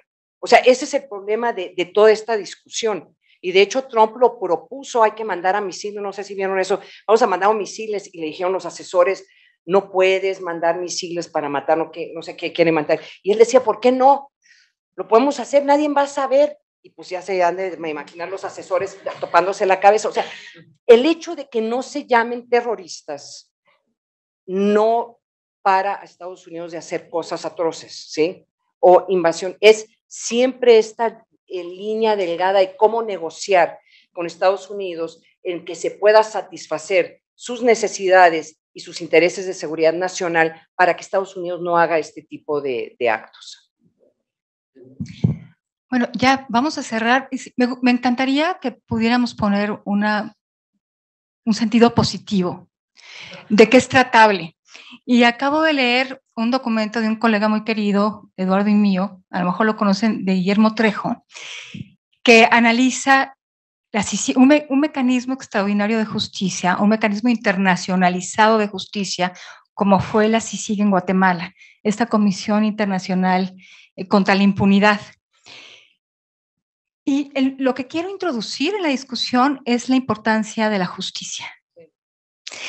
Si tenemos una justicia que funcione, necesitamos tener instituciones de seguridad, policías capacitados, como decía Eduardo, pero necesitamos a la justicia, una justicia que no haga justicia caso por caso, sino que vaya por redes, que tenga esa capacidad.